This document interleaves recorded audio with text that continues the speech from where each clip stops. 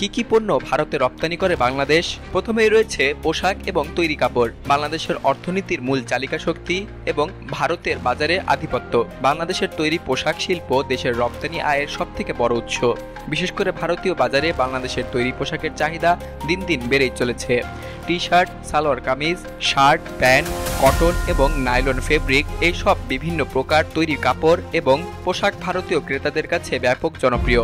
বাংলাদেশের পোশাক শিল্প প্রতিনিয়ত আধুনিক প্রযুক্তি গ্রহণ এবং মান নিয়ন্ত্রণের মাধ্যমে গুণগত মান উন্নত করে যাচ্ছে, যা ভারতীয় ক্রেতাদের আস্থাকে আরও সুদৃঢ় করেছে। পাশাপাশি বাংলাদেশের পোশাক পণ্যের দাম ভারতে উৎপাদিত অথবা অন্যান্য দেশের তুলনায় তুলনামূলক কম হওয়ায় ব্যবসায়ীরা এখানে বেশি ঝুঁকি নেয়। পোশাক রপ্তানিতে বাংলাদেশের দক্ষতা, বৃহৎ উৎপাদন ক্ষমতা এবং দ্রুত সরবরাহ ব্যবস্থা ভারতের বাজারে বাংলাদেশের অবস্থান আরও মজবুত করেছে। দ্বিতীয় অবস্থানে রয়েছে চামড়াজাত পণ্য। দক্ষতা এবং মানের মাধ্যমে ভারতীয় বাজারে ছাপ। বাংলাদেশের চামড়াজাত পণ্য শিল্প গত কয়েক দশকে উল্লেখযোগ্য উন্নতি করেছে।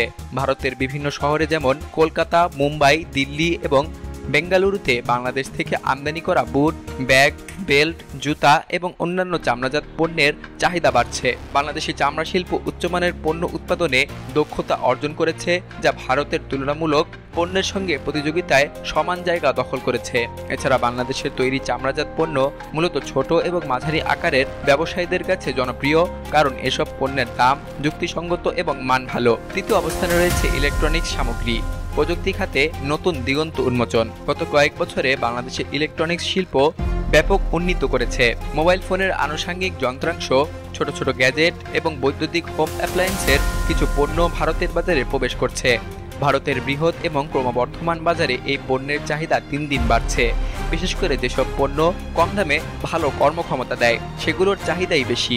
বাংলাদেশের ইলেকট্রনিক্স খাতের উদ্যোক্তারা ইতোমধ্যেই ভারতের বাজারে প্রবেশের জন্য বিভিন্ন উদ্যোগ গ্রহণ করেছেন, যেমন মান উন্নয়ন, ব্র্যান্ড পরিচিতি বৃদ্ধি এবং সরবরাহ ব্যবস্থার আধুনিকায়ন।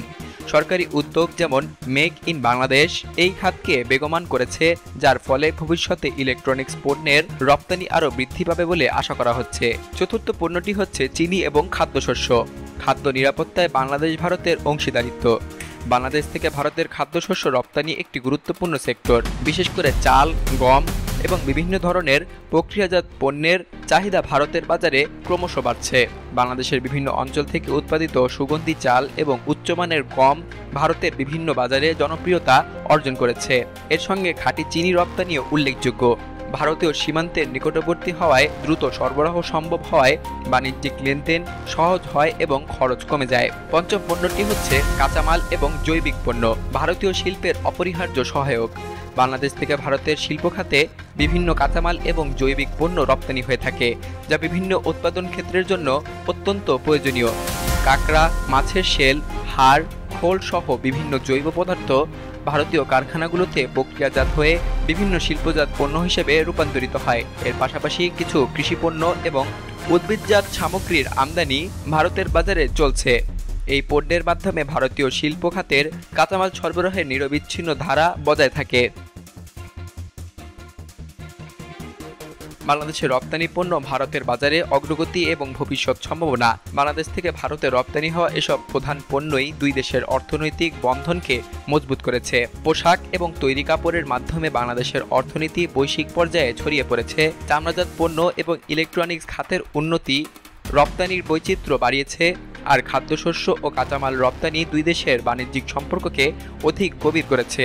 সরকারের সহায়ক নীতিমালা, বাণিজ্যিক অংশীদারিত্ব এবং ব্যবসায়ীদের উদ্যোগের মাধ্যমে এই সম্পর্ক ভবিষ্যতে আরও প্রসারিত হবে। বিশেষ করে ভারতীয় বাজারের বৃহত্তর সুযোগ সুবিধা কাজে লাগিয়ে বাংলাদেশি পণ্যের উপস্থিতি বহুগুণ বাড়ানো সম্ভব হবে। এর ফলে দুই দেশের অর্থনীতি সমৃদ্ধি লাভ করবে এবং দক্ষিণ এশিয়ার বাণিজ্য ক্ষেত্রে বাংলাদেশ ও ভারতের ভূমিকা বিশেষ গুরুত্ব পাবে।